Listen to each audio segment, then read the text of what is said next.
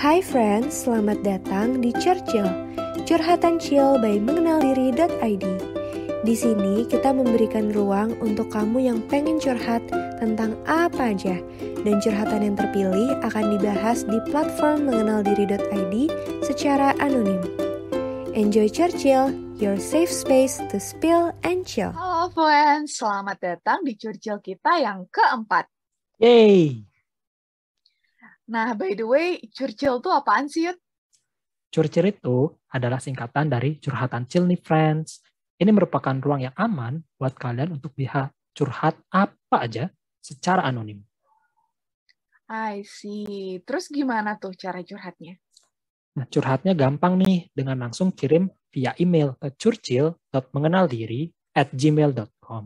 Nantinya curhatan kamu akan dijawab oleh tim expertnya Churchill melalui video di TikTok, Reels, ataupun Instagram.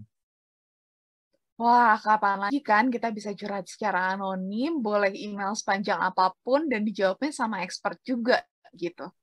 Betul banget nih. Jadi buat teman-teman yang mau curhat, langsung aja ke email kita ya. Oke, nah sekarang kita mau bacain email dari salah satu Churchill kita nih, dari namanya N. Oke, langsung aku bacain aja ya. Aku punya curhatan yang lumayan panjang soal family issues. Berawal dari ayahku yang selingkuh dengan alasan mamaku udah nggak menarik lagi. Setelah banyak banget perdebatan, putus nyambung antara ortuku, mereka cerai dan sudah pisah rumah. Aku kira masalah selesai di situ, tapi ternyata masih banyak banget emosi yang terpendam dari kedua pihak, terutama mamaku. Ayahku ini orang yang manipulatif, gaslighting, suka bikin orang merasa bodoh, terlalu banyak teori soal hidupnya, tapi tidak bisa membiayai anak-anaknya. Moto hidupnya seperti, ya udah mengalir aja terus. Mamaku dan keluarga mama yang membiayai hidupku dan abangku. Tetapi keluarga mama pun banyak toksiknya, terutama nenek atau ibu mamaku. Mungkin bisa dibilang generasional trauma, turun-temurun saja, dan mama pun juga punya sisi toksiknya sendiri. Contoh, dia mengeluh berkali-kali soal pacarnya yang baru. Aku sudah banyak mendengar dan ngasih saran ini itu. Kalau aku kasih saran putus aja, Mam, paling hanya bertahan seminggu 2 minggu. Mama balik lagi dengan pacarnya. Mamaku itu gampang sekali goyah, rapuh, butuh validasi dari keluarga. Dengan adanya masalah, mamaku berkali-kali balik ke pacarnya dan membuat aku punya abandonment issues. Aku takut ditinggal. Sering banget kalau masanya mama lagi putus, mama manis banget perlakuannya ke aku. Terus aku jadi luluh lagi. Tapi kalau tiba-tiba mamaku balik lagi sama pacarnya, mamaku jadi berubah cuek. Fase yang berulang dan berputar-putar membuat aku jadi nggak percaya dan mematikan perasaanku perlahan. Kayaknya aku emang bagus sendiri. Nggak ada yang nyakitin kalau aku nggak sayang sama siapapun. Mindsetku mulai terbentuk seperti itu. Meskipun banyak sekali aku luluh lagi dengan mama. Karena sebenarnya aku hanya ingin disayang mama kok. Tapi mau gimana? Mama pun bawa inner child-nya juga. Selalu sering aku menyalahkan ayahku atas apa yang terjadi. Rasanya pengen teriak ke ayahku. Ayah kenapa selingkuh? Ayah itu nggak tanggung jawab. Nggak pernah kasih uang ke anak-anaknya.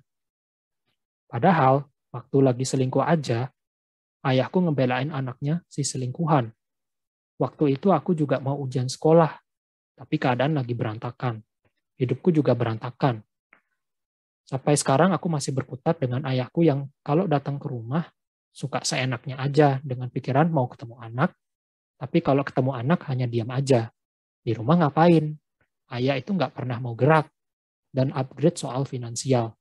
Karena ngerasa mengalir aja dan nggak punya tanggungan apa-apa. Karena anak-anaknya ada di ibunya. Sebenarnya aku nggak terlalu butuh saran, tapi cuman pingin cerita kayak lagi ngechat teman aja. Tapi kalau boleh ada saran, gimana ya Kak cara ngeset boundaries untuk say no tiap ayahku mau ke rumah mama? Karena aku mulai risih dan capek menghadapi ayahku yang kebanyakan bisanya nyuruh aja. Plus aku juga nggak enak sama mamaku. Biar gimana pun itu rumah mama, bukan ayah. Aku bukan anak durhaka. Aku udah semaksimal mungkin selalu berbakti dan sopan kepada orang tua kok. Sekarang saatnya aku juga boleh dong punya waktu luang sendiri tanpa harus ngurusin masalah keluarga doang. Terima kasih banyak ya, En, udah percaya sama kita. Kita apresiasi juga buat En karena udah mau terbuka. Mungkin nggak semudah itu ya bisa membuka luka yang mungkin terlalu lama. Dan tentunya sulit juga buat En, dan cukup dilematis juga berada di tengah di antara keluarga, ayah, dan ibu gitu ya. Kalau menurut Yudi, apa sih sebenarnya inti dari masalahnya si En ini? Kalau aku lihat, masalahnya cukup complicated ya. Jadi menurut aku wajar banget kalau N itu merasa bingung dengan apa yang dia rasakan sekarang nih. Kalau tadi aku melihat ada beberapa poin nih, Grace. Yang pertama, itu papa dan mamanya sudah cerai. Dan alasannya adalah papanya N itu berselingkuh. Kemudian yang kedua, kondisi yang sekarang nih, papa si N itu sering main ke rumahnya mamanya si N gitu. Dan berdasarkan ceritanya N tadi, papanya ini punya sifat kayak gaslighting dan manipulatif gitu. Nah mungkin buat yang belum familiar ya atau belum akrab dengan istilah gaslighting itu apa sih? Gaslighting itu adalah salah satu bentuk manipulasi psikologis di mana si pelaku itu mencoba membuat semacam keraguan pada lawan bicaranya dan kebingungan gitu pada pikiran korbannya. Jadi wajar banget ya si N ini seringkali merasa dirinya bodoh gitu ya dan seperti bingung. Terus kemudian yang ketiga, Mama N ini juga memiliki pacar yang baru dan seringkali sifatnya itu putus nyambung. Dan perilaku Mama N ini bisa berbeda setiap kali ia memiliki pacar yang baru. Nah, hal ini pun membuat N sebagai anaknya memiliki abandonment issues gitu. Jadi abandonment issues itu adalah salah satu bentuk cemas ya yang muncul ketika seseorang itu takut gitu ya ditinggal oleh orang-orang yang disayanginya, orang-orang yang dicintainya gitu. Padahal kan N sebagai anaknya ya wajar saja ya gitu ingin merasa dicintai oleh mamanya sendiri gitu ya. Dan mungkin virtual hug dulu nih buat N ya. Wajar banget kamu mengalami kecemasan seperti itu dengan apa yang kamu sudah lalui selama ini.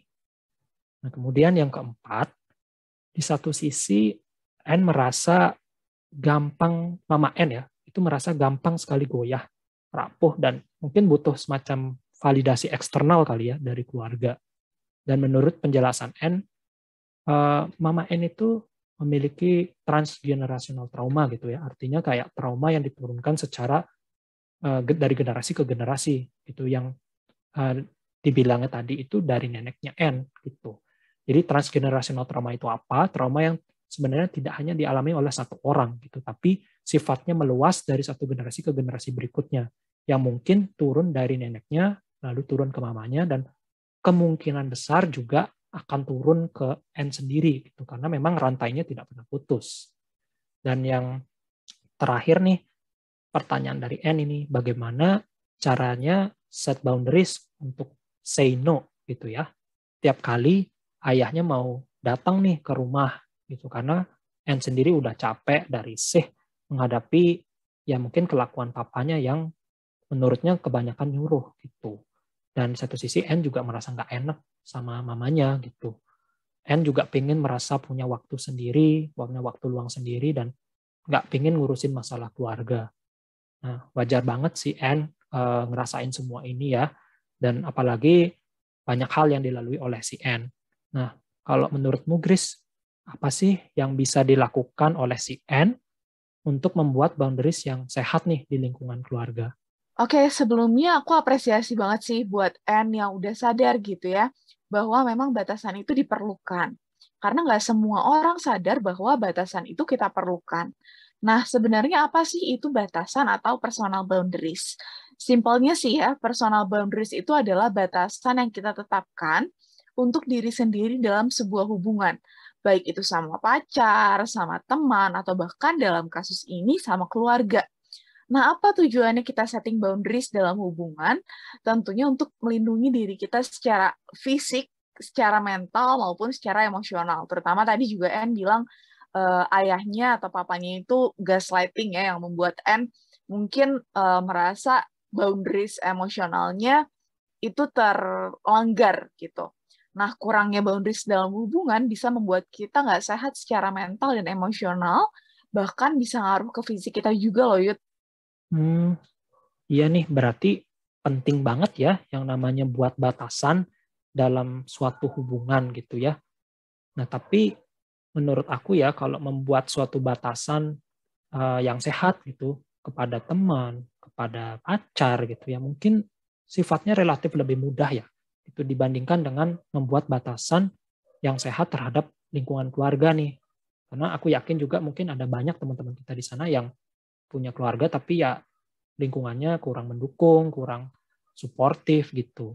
Nah, ada nggak sih nih Grace tips untuk membuat boundaries yang sehat nih di lingkungan keluarga yang bisa dibilang ya pada kasus ini itu lingkungan keluarganya sendiri udah banyak gaslighting dan manipulatifnya gitu. Oke, pertama-tama sih tentunya sebelum kita membuat boundaries itu sendiri, kita perlu sadar dulu nih sebenarnya apa sih kebutuhan kita, apa value kita, dan apa batasan yang kita butuhkan. Karena tiap orang kan pasti beda-beda ya batasannya. Mungkin di awal bakal nggak enak banget gitu ya, karena sama mamanya atau mungkin juga bahkan takut nyakitin salah satu keluarganya ketika membuat batasan. Tapi sadari juga bahwa kebutuhan kita tuh penting loh, kebutuhan N tuh penting loh gitu, nggak cuman kebutuhan keluarga aja. Dan perasaan kamu pun itu juga penting. Jadi hargai juga perasaan kamu sendiri. Kemudian poin yang kedua tentunya juga masih berhubungan dengan perasaan dan emosi tadi gitu ya. Dengerin emosi kita. Coba untuk gak memendam emosinya, coba untuk merasakan emosinya, karena tadi juga Anne bilang mencoba untuk mematikan perasaannya gitu ya. Karena sebenarnya emosi kita seringkali sebenarnya ngasih sinyal sama kita. Misalnya nih muncul rasa marah gitu. Artinya sebenarnya batasan kamu sudah dilanggar gitu secara emosional sehingga kamu merasa marah dan itu sangat wajar. Yang ketiga, hargai juga batasan orang lain, baik itu batasan intelektual, batasan emosional, dan lainnya. Pertimbangkan kira-kira apa sih solusi yang adil bagi semua orang tanpa mengorbankan batasan siapapun, baik itu papanya N, mamanya N, ataupun N sendiri gitu ya. Dan menurut aku sih kayak be realistic gitu, kita harus realistis juga batasan apa yang masih bisa nggak ngorbanin kamu, tapi juga tetap adil bagi semuanya. Kadang-kadang kita perlu berdamai dengan situasi yang nggak bisa kita kontrol juga gitu ya. Kemudian poin yang keempat sih kalau menurut aku, kamu juga bisa banget sebenarnya minta bantuan sama orang yang menghargai kamu. Misalnya dalam kasus ini kalau memungkinkan ya mamanya N atau mungkin keluarga dari papa atau dari mama gitu. Walaupun kita mungkin kalau dari email ini nggak tahu gambaran detailnya seperti apa gitu ya, tapi pastinya kamu tahu gitu apakah hal itu bisa dilakukan atau enggak gitu. Kemudian nah yang kelima, cara yang dalam tanda kutip agresif gitu ya, kemungkinan nggak akan ngebantu dalam masalah ini. Apalagi Anne bilang papanya seringkali gaslighting, apalagi manipulatif gitu ya. Kita bisa sebenarnya belajar untuk ngomong secara asertif. Salah satunya dengan belajar I statement atau I message. Cluenya aku ngerasa bla bla bla, aku butuh bla bla bla. Contohnya nih, misalnya aku berantem sama Yudi gara-gara kamu telat datang rekaman gitu. Aku akan bilang, oke, aku ngerasa kecewa nih Yud sama kamu karena kamu nggak datang rekaman online atau kamu telat datang rekaman online. Bisa nggak lain kali kamu lebih on time gitu. Jadi kita fokus sama apa yang kita rasakan, apa yang kita butuhkan. Karena seringkali ketika kita terlalu emosi, kita pakainya you statement. Kamu kenapa sih kamu nggak ngertiin aku? Kenapa kamu nggak bisa paham perasaan aku dan lain-lain gitu ya. Setuju banget sih dengan apa yang dibicarakan Chris tadi.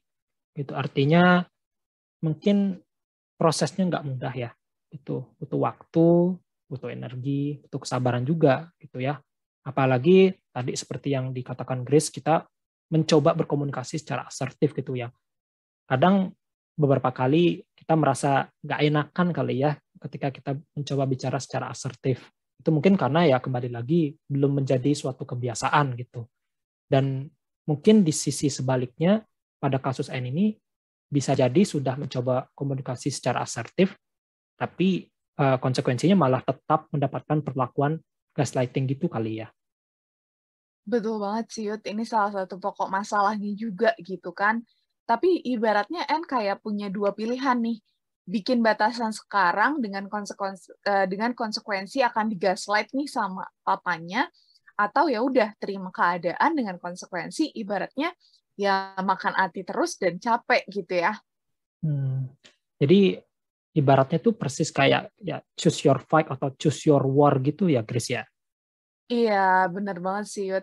Nah, sebenarnya ya ibaratnya dalam fight beneran kita gitu ya, kita bisa aja melengkapi diri kita dulu dengan perlengkapan. Salah satunya balik lagi kita tahu value kita tahu batasan kita terima emosi kita, atau kita minta bantuan ke mamanya N atau orang lain gitu. Oh iya, betul banget sih. Tentunya kalau kita mau terjun ke medan tempur, tentunya harus lengkap nih perlengkapannya ya, dan peralatannya. Nah, kira-kira perlengkapan dan peralatan apa nih yang perlu disiapkan oleh si N untuk menjalani kehidupan dia sehari-hari? Oke, kalau menurut aku sih ya, kalau dalam kasus ini, karena ini dari N kecil juga, salah satunya mungkin N bisa pergi ke profesional sih, Yud. Entah itu peer counselor, atau mungkin psikolog, atau psikiater gitu. Nah, para profesional ini bisa bantu banget N untuk membangun value-nya dia, membangun kira-kira batasan apa nih yang harus ditetapkan, dan apalagi di tengah fight itu nantinya pasti bakal capek juga gitu kan, menguras emosi, draining juga gitu ya. Oke, betul banget sih. Mungkin tambahan sih sedikit dari aku ya, Grace. Artinya ya intinya kita perlu membuat suatu batasan yang sehat ya kepada teman, mungkin kepada pacar, even kepada keluarga sendiri gitu. Nah, ketika memang situasi sudah tidak bisa dikontrol lagi gitu ya, kadang kita tuh perlu kayak learn to walk away aja gitu dari beberapa situasi. Nah, sebenarnya tuh tujuannya apa sih? Sebenarnya itu kayak kita tuh take a step back, kita mundur satu langkah, dua langkah. Nah, dari situ kita kayak bisa menganalisa nih situasinya apa sih yang sebenarnya terjadi, problemnya apa, lalu apa yang aku rencanakan untuk menghadapi situasi ini. Nah, learn to walk away itu selama itu positif, ya sah-sah aja gitu dilakukan ya. Misalkan mau keluar jalan-jalan ke mall dulu, atau mungkin mau baca-baca dulu di perpustakaan, itu bagus-bagus aja gitu. Karena menurut aku juga yang namanya set boundaries, kemudian learn to walk away itu juga salah satu bentuk self-love atau self-care kepada diri kita ya. Seperti yang dibilang Grace tadi, untuk melindungi diri kita baik secara fisik, secara emosi, dan emosional. Dan yang terpenting lagi, itu adalah kehidupan kita itu tanggung jawab diri kita sendiri. Yang punya kendali atas hidup kita, diri kita sendiri. Ya, pilihan apapun yang kita akan lakukan kembali kepada kita, dan tentunya ya kita juga harus siap dong ya dengan konsekuensinya gitu. Jadi konsekuensi yang mana nih yang kita akan siap jalani. Mungkin itu sih Grace tambahan dari aku. Dibilang choose your fight itu ya jadinya ya. Setuju banget sih aku. Dan terakhir kali ya, sekali lagi kita apresiasi banget buat N sudah menjalani proses yang mungkin menyakitkan dari N kecil gitu ya. Dan kita perlu sadar banget nih bahwa ini adalah mungkin proses yang panjang. It's okay to take your time. It's okay kalau misalnya butuh istirahat. It's okay kalau misalnya butuh profesional, bahkan nanti misalnya dalam proses tersebut gitu ya. Dan semoga curcil kita kali ini cukup membantu kegalauan N dan teman-teman yang lain juga kalau misalnya relate gitu ya dengan kondisi N ini. Iya, teruntuk N, ya selamat berproses dulu ya, pelan-pelan dulu. Ya, kalau capek ingat istirahat, dan kalau memang butuh bantuan profesional, nggak usah ragu-ragu untuk datang ke profesional langsung. Ya, dan mungkin juga ada teman-teman di luar sana yang mengalami hal yang serupa dengan N, ya selamat berproses juga. Kita arungi semua masalah ini bareng-bareng, ya. Oke, aku Grace. Dan aku Yudi. Selamat bertemu di curcil selanjutnya. Curcil selanjutnya. Oke friends, so that is all for this episode of Churchill. Kalau kamu mau curhat, boleh banget loh ke churchill.mengenaldiri@gmail.com. Nantikan episode Churchill selanjutnya ya. Bye friends!